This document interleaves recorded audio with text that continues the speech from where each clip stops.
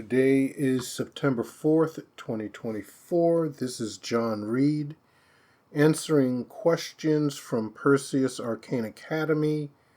This is recording number 6, Future Directions. So you asked the question, what do you believe is the future of alchemical practice in contemporary society? I think when people start to understand the depth and breadth of authentic Western inner tradition initiation and how it profoundly changes a person as they travel the path of return towards illumination, it's going to become a central practice to gain a true awareness and understanding of self. Today a lot of people are using psychedelics, taking trips to use ayahuasca and other things, and a lot of that stuff, especially the ayahuasca,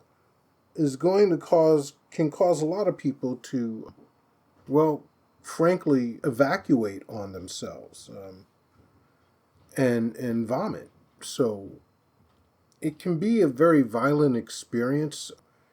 The practice of alchemy, of using alchemical products, doesn't do that. There are some things that can act as a purgative, but not in the violent manner that I know happens with ayahuasca. And the visions, the dreams that you experience are very gentle. They are very intense, but again, you're not going through this traumatic experience to have them. You take these products and then there's a nocturnal astral erudition happening. You're taught, you're instructed, you're initiated. That can be enhanced, of course, by seeking out a guide and having them instruct you in what to do. So now you ask, what advice would you give to someone interested in pursuing a path in alchemy today? Well, first thing I would say is I'm going to quote Basil Valentine, and that is, make haste slowly.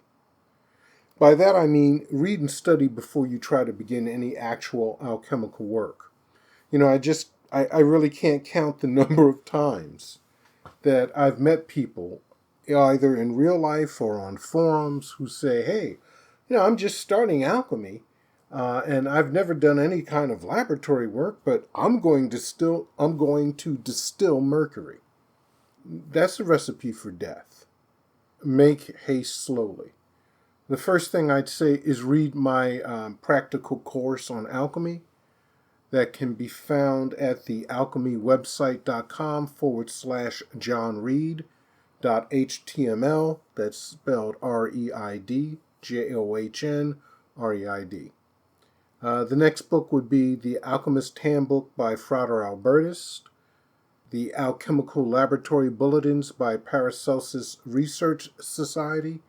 You can find them online, and Inner Garden also has a copy of them, which will soon be available online also.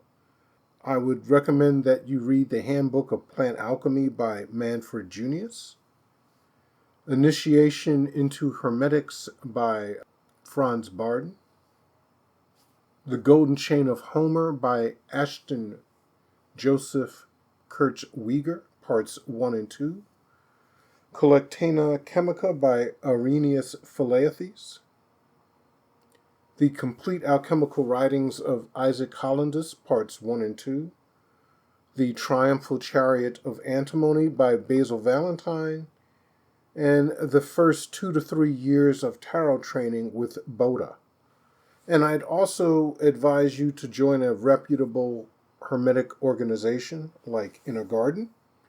You can go to innergarden.org or write to info@innergarden.org. And, because to really make progress in alchemy, you're going to need a guide. Now, you should read all the above books within your preliminary first year of study without succumbing to the temptation to begin physical work in the laboratory or on yourself, as well as performing the vigil of nature. Contact Inner Garden if you want more information about that at info@innergarden.org. The second year, begin your physical work and the Boda lessons. And when you do begin work, if you're going to go Ronin, you're going to try and do it alone. You're not going to use a guide. I wouldn't recommend that. I had to do it that way because, again, back in the late 80s, early 90s when I started, there was no internet the way we have it today. There were no news groups that you could really easily get to, no PDFs. You still had to schlep to the library to get a book. And you had to pay real money for those out-of-print alchemical books. So going Ronin is possible, but usually doesn't work well. But if you are going to go Ronin, learn to distill water safely first.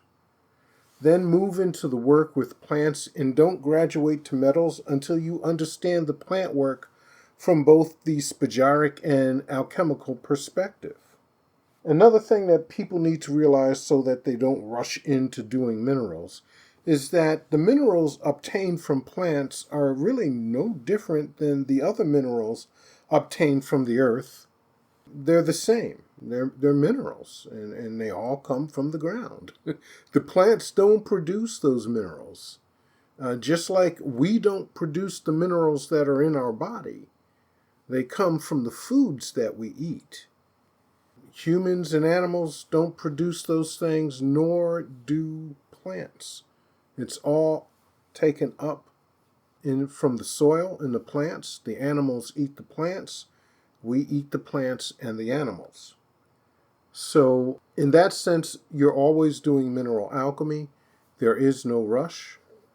Paul Foster Case also wrote that an adept walks as if eternity is before them and omnipotence is at their disposal.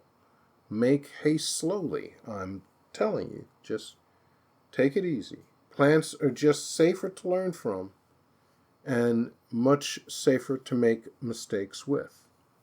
Now you ask, what are my future plans with my new website? Well, over a year ago, I needed to discern which direction to move in, whether or not I should move forward with doing a sort of pre-K type of instruction that was not initiation through innerwork.guide, or just concentrate fully on initiating people through Inner Garden.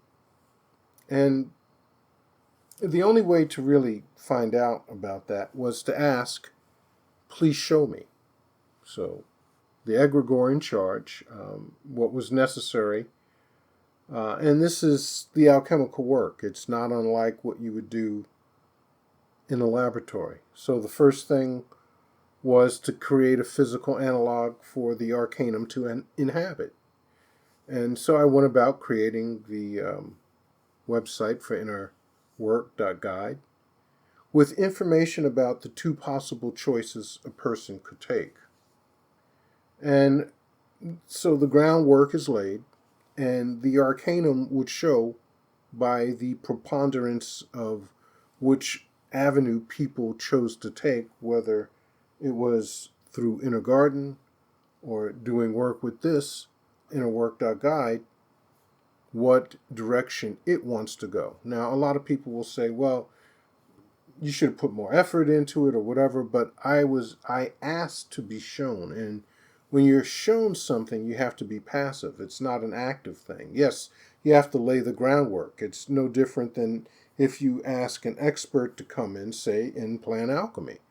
Well, he's going to come in and teach a seminar, but you're going to have to assemble all the laboratory stuff that he's going to need, the glassware, arrange the place where instruction's going to be, just provide for the things that are needed. Lay the groundwork so that the teaching can be performed. And that's exactly what I did. And it was shown that the preference was for Inner Garden. So innerwork.guide, the website is gone as of August 2024. And the Inner Work Guide, Alchemical Gnosis podcast is going to continue, but the episodes will no longer be weekly. They'll be either monthly or quarterly, depending on the time, because we got quite a few people who joined Inner Garden because of the podcast. And so I have quite a bit of work ahead of me.